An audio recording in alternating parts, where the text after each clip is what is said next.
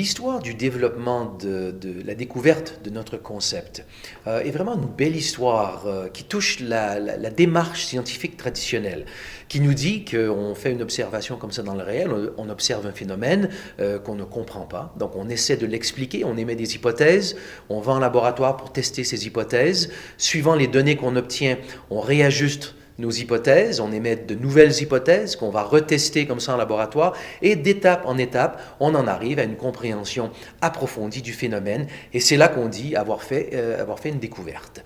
Et c'est un peu la démarche qu'on a suivie pour en arriver à notre concept au niveau des cellules souches. Donc tout a démarré au début des années 2001 par un article qui a été publié dans la littérature scientifique dont le titre était « Transformer le sang en cerveau ». Des chercheurs avaient observé comme ça que des cellules souches du sang avaient eu la capacité de migrer au niveau du cerveau et de devenir des cellules du cerveau. Autour de la même époque, d'autres chercheurs ont fait des observations similaires en observant que des cellules souches du sang avaient aussi la capacité d'aller au niveau du cœur et de devenir des cellules cardiaques ou au niveau du foie pour devenir des cellules du foie. Donc, sur la base de ces données-là, et il faut se remettre encore une fois dans le contexte de l'époque, à l'époque, ce qu'on savait au niveau des cellules souches, la science traditionnelle des cellules souches adultes, nous disait que les cellules souches de la moelle osseuse ont la capacité de se transformer en cellules du sang. Ce sont les précurseurs des globules rouges, globules blancs et des plaquettes sanguines, mais c'est là leur limitation. Elles n'ont pas la capacité de devenir d'autres types de cellules du corps humain. Donc, ces observations faisaient vraiment office de découverte. Donc, sur la base de ces données et de d'autres données disponibles à l'époque, on a donc émis l'hypothèse qu'on a publiée dans une revue médicale qui s'appelle Hypothèse médicale. On a émis l'hypothèse que les cellules souches de la moelle osseuse constituent le système naturel de réparation du corps humain.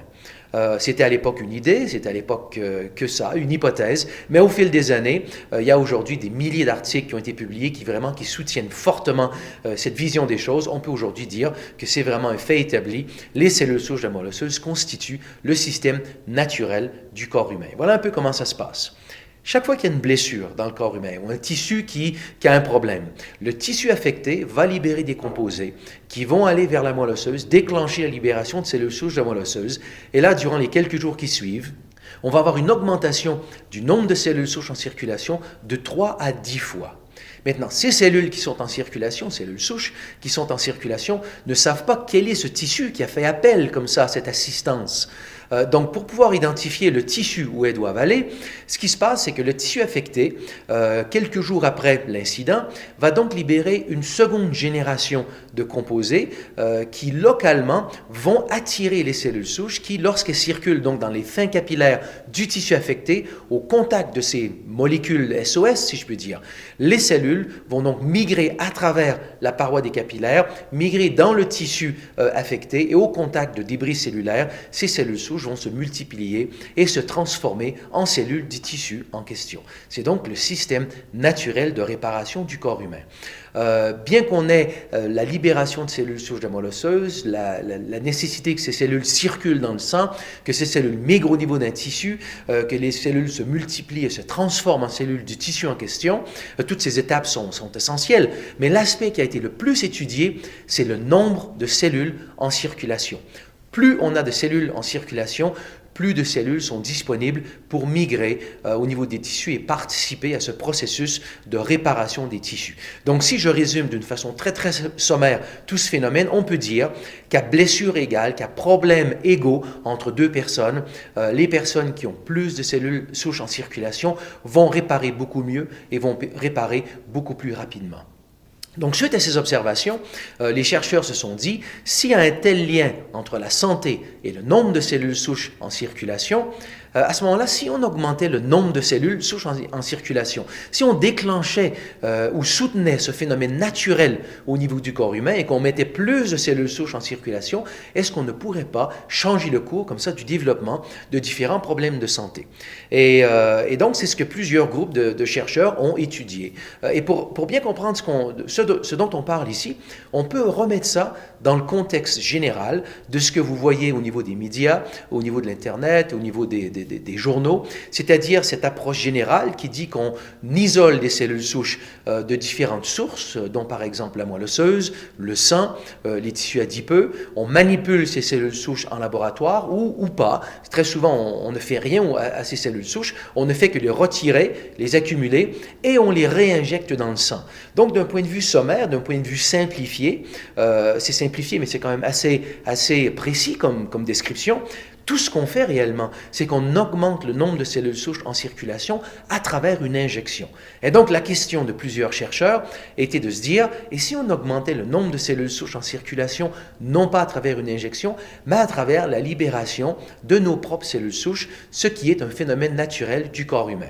Et là, je résume plusieurs études qui ont été faites touchant la réparation du cœur, la réparation des poumons, la réparation du foie, la réparation des reins, des artères, du système nerveux central. Et d'une façon générale, la conclusion de toutes ces études, c'est que si on peut augmenter le nombre de cellules souches en circulation, on augmente la capacité de ces différents tissus à se réparer de façon à pouvoir changer le cours du développement de certains problèmes de santé. Donc, c'est vraiment une observation qui, à mon sens, pourrait appeler même à changer le cours de la médecine ou notre façon de pratiquer la médecine. Mais de tout ça, ce qui m'apparaît le plus intéressant, c'est ce qui suit. C'est-à-dire que dans la recherche médicale en général, on étudie des maladies, on étudie très rarement la santé. Donc, il est difficile de parler de santé. Mais à travers toutes ces études au niveau des cellules souches, il y a quand même beaucoup d'observations parallèles qui ont été faites, qui nous amènent vers une observation fondamentale qui est que ce processus de réparation, c'est-à-dire un tissu affecté qui appelle à la libération de cellules souches, ensuite qui appelle ces cellules souches vers le tissu pour réparer le tissu, ce phénomène se passe au niveau du corps humain, même lorsqu'on n'a pas de blessure, lorsque quelqu'un est complètement en santé, sans blessure, il y a toujours à tous les jours de notre vie, cette migration qui se passe à un niveau beaucoup moindre, mais cette migration de cellules souches du sang vers les niveaux de tissus, vers les différents tissus du corps humain, pour entretenir comme ça le maintien, la santé des différents tissus. Donc, à chaque jour de notre vie, on perd des cellules de différents tissus, et à chaque jour de notre vie, on remplace ces cellules qui ont été perdues avec des cellules souches fraîches qui se transforment en cellules du tissu en question. Donc, on a cette idée dans la médecine traditionnelle que la santé, c'est un peu, ou la perte de santé, c'est un peu un déclin au fil des années où on a le développement très lent de différents problèmes de santé et un jour, on obtient un diagnostic qui nous dit que, bon, on a développé un diabète, on a développé un emphysème, on a développé un problème de santé quelconque. Mais là, avec toutes ces données, ce qu'on découvre, c'est pas le cas.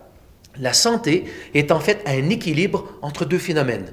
D'un côté, on a la perte cellulaire, mais de l'autre côté, on a le renouvellement des tissus. Et la santé, en fait, est cet équilibre entre ces deux phénomènes. Si on peut maintenir les tissus, remplacer les cellules qui ont été perdues au même rythme avec lequel on perd les cellules, eh bien, on arrive à se maintenir comme ça en santé. Donc, la grande conclusion de tout ça, c'est que si on a un moyen pour soutenir le rôle naturel des cellules souches dans le corps, eh bien, on peut aider le corps comme ça à se maintenir. On peut faire une analogie assez simple pour comprendre ce phénomène. C'est un peu comme si on se pose la question, est-ce que lorsqu'on fait une banqueroute, on fait une faillite, est-ce que c'est parce qu'on a perdu son argent? Et d'un point de vue intuitif, on voudrait dire oui, on fait une faillite lorsqu'on perd son argent. Mais en réalité, on fait faillite le plus souvent lorsqu'on a perdu son revenu. C'est la perte du revenu qui nous amène à faire une faillite. C'est la perte du revenu cellulaire au niveau des tissus qui amène la banqueroute au niveau de la santé, donc le développement de la maladie. Donc, quand on comprend ça, on peut se dire, on comprend bien que tout ce qu'on peut faire pour maintenir ou soutenir le rôle naturel des cellules souches au niveau du corps, on le fait. Et ça nous amène ça à une compréhension, je pense, nouvelle de la santé, du bien-être, qui peut avoir un impact important au niveau de la santé sociale, mais au niveau de la santé des individus aussi. C'est de se dire qu'aujourd'hui, le meilleur de la santé, c'est pas une critique, hein, c'est juste une observation, le meilleur de la santé, c'est la médecine préventive. Et c'est pour faire encore notre analogie au niveau de la finance, ce serait comme se dire, pour pouvoir devenir riche, prévenons la pauvreté. Et c'est évident qu'on ne deviendra jamais riche en prévenant la pauvreté. Il faut des stratégies de richesse pour devenir riche. C'est un peu pareil ici. On ne peut pas obtenir la santé simplement en prévenant la maladie.